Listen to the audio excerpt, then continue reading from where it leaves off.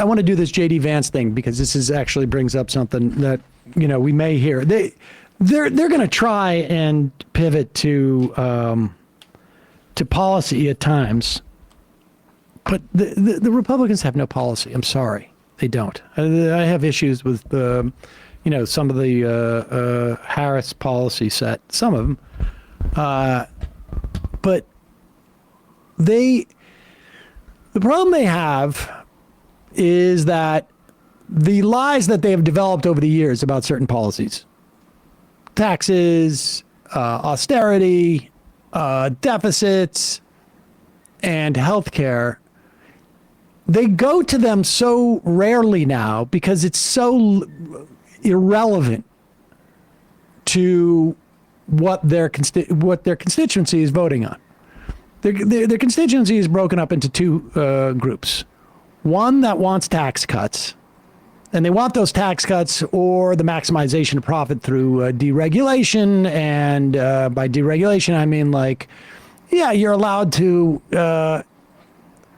privatize, or I should say socialize the cost of producing things. If it's more expensive for you to get rid of this byproduct that you're producing, you don't have to do it that way anymore. You can just dump it into the river. It's that type of thing. There's people who just see putting Republicans in office as a way of increasing their profits.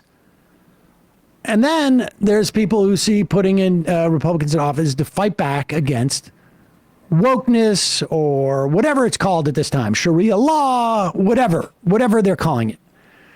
So when they go back to policy, people don't even care. But I mean, this news reporter should really know, or host, what's her name? This is Kara Welker. She should really know, this is just absolute BS. Play J.D. Vance. He's talking about, healthcare. Now, of course, the issue is that Donald Trump said, we have a concept for a plan for healthcare after trying to get rid of the Affordable Care Act 100 times. Listen to J.D. Vance lie about the Affordable Care Act, but then say nothing but sound like he's saying something about actual addressing healthcare. More broadly about the issue of health care, former President Trump said on the debate stage he had, quote, concepts of a plan to replace the Affordable Care Act. Here is what he has said, though, in the past. Look. We're going to have a health care plan that's going to be second to none. We have 2 plans coming out. We already have the concept of the plan. We'll be announcing that in about 2 months, maybe less. Senator, can you clarify what is Donald Trump's health care plan? Well, first of all, Kristen, let's back up a little bit to 2017, 2018, when Obamacare was actually collapsing under the weight of the regulatory burdens and collapsing under the weight of lack of funding. And Donald Trump had 2 choices.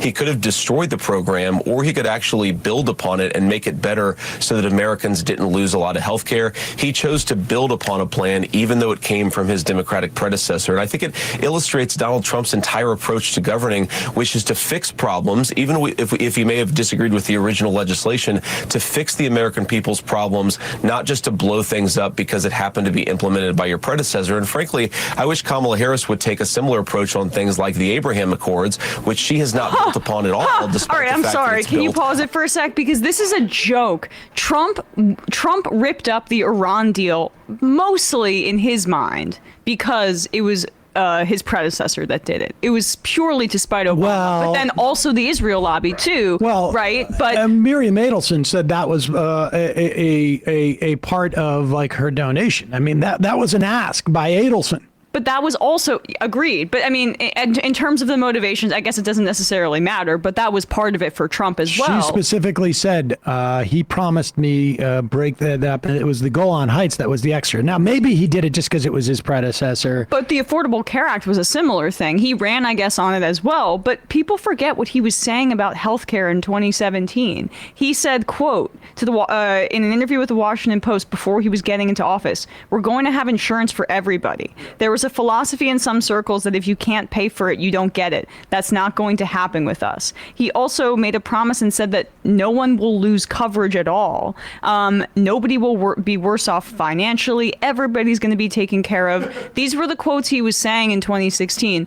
The reason I bring that up is just because, like, first of all, Trump did operate a lot out of spite about Obama, but it was also because he knew at least in 2016 that he'd have to address the issue to a certain degree, where he'd make healthcare promises they were lies. But this is just how far he's kind of degraded as like a campaigner. He's basically running a standard Republican, extremely racist campaign at this point without even any of the stuff where he broke from the Republicans to win. That was effective. And speaking of the healthcare, the changes, the regulatory burdens that Trump got rid of on the ACA, he got rid of the individual mandate, which ended up not having a huge impact, slight increase in the cost of health insurance, according to experts, but not huge. He allowed states to add work requirements to Medicaid, which does nothing to help people get health care. They ended the cost-sharing reduction subsidies to insurers, which put it in even more precarious terms. They allowed so-called skinny plans to expand, which basically said, like, you're going to get less care. The original name of Obamacare, or the Affordable Care Act, was the Patient Protection and Affordable Care Act. It is the patient protections that really delivered. Because prior to 2014, if you had health insurance, you could get it taken away because you have spent too much in a year. I get hit by a bus, my costs go through the roof. You can get it taken away because you've spent too much for your lifetime maximums.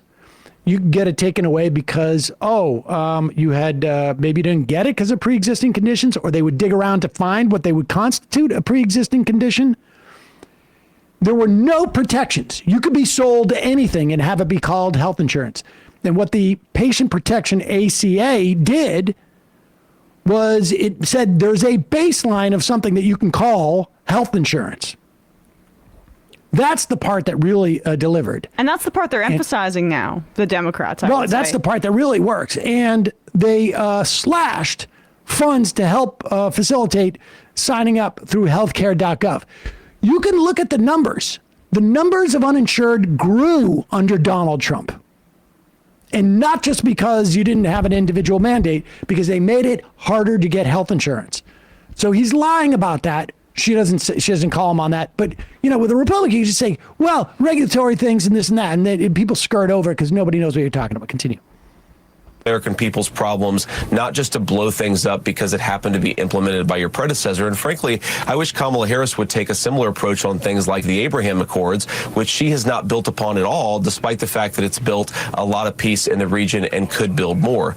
But what President Trump's health care plan is actually quite straightforward. Is you want to make sure that pre-existing coverage conditions are covered. You want to make sure that people have access to the doctors that they need. And you also want to implement some deregulatory agendas so that people can choose a health care plan that fits them.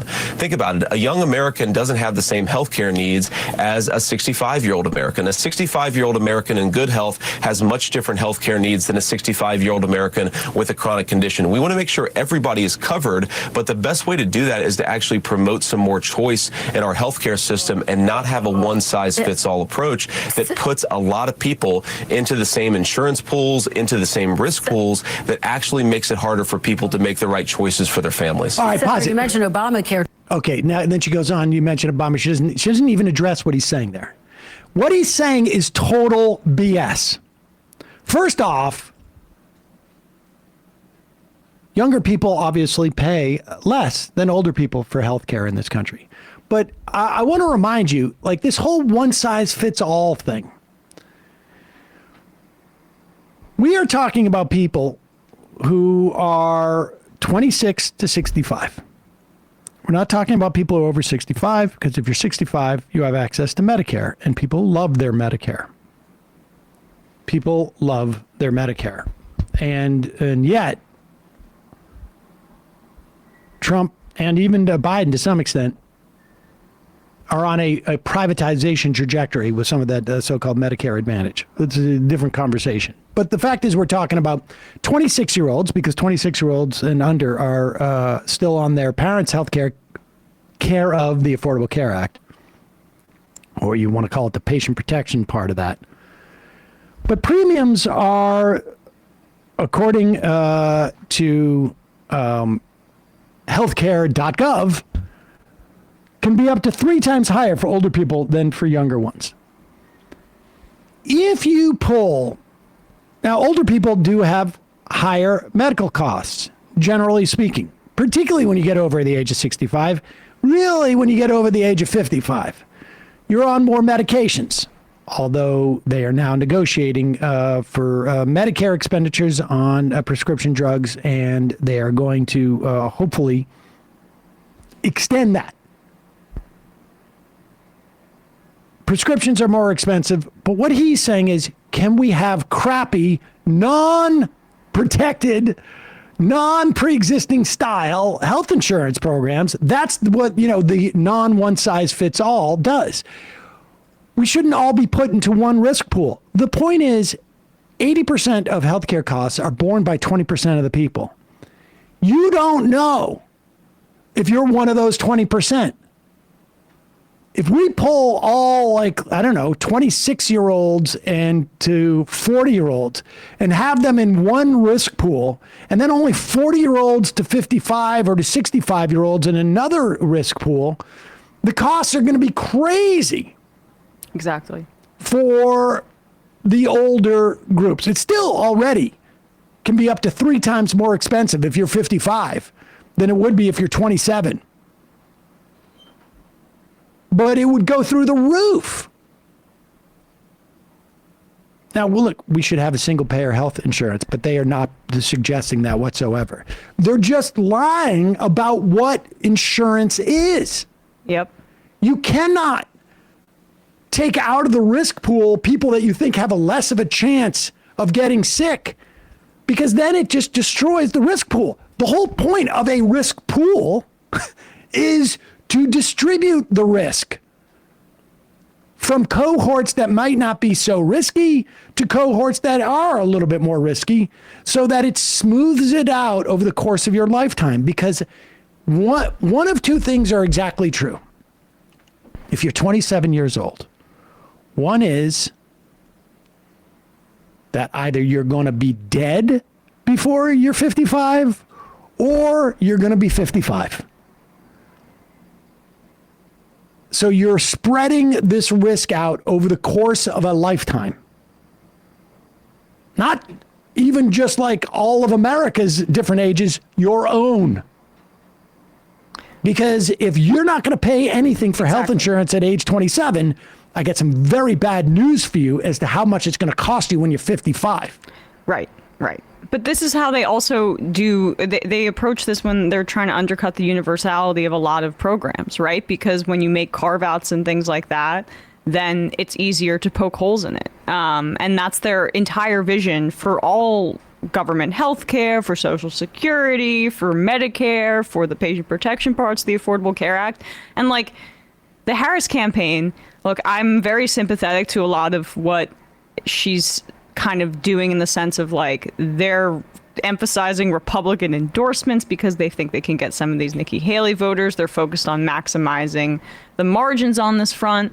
I get the electoral goal, but damn, if she was running on anything about healthcare, really anything, it would be a lot easier to make this case right now with J.D. Vance coming out there. There's very, very little except for a strengthening the Affordable Care Act in her platform, and it makes the contrast much easier for him to elide it. Right. Yeah. I mean, it all becomes about, Donald Trump saying we have a concept of a plan rather than actually let's deal with the actual issues. Kowalski from Nebraska. We have universal crop insurance in this country for corn. It is one big system, and having a pool that is nationwide reduces the risk for all. Even if it provides more value for the Gulf states with their hurricanes, the Midwest still benefits, since 5% of all farmers experience a crop failure per season. The bigger the pool, the less risk for all. This is a concept we've understood since the 1600s. Yeah. Who is you? Says, my appendix ruptured when I was 20 years old prior to the passage of the ACA. I was a college athlete who did not have insurance, and there was no extension from my parents' plan. It used to be you get thrown off your health insurance when you were like 21, I think it was, or 18 even in some instances.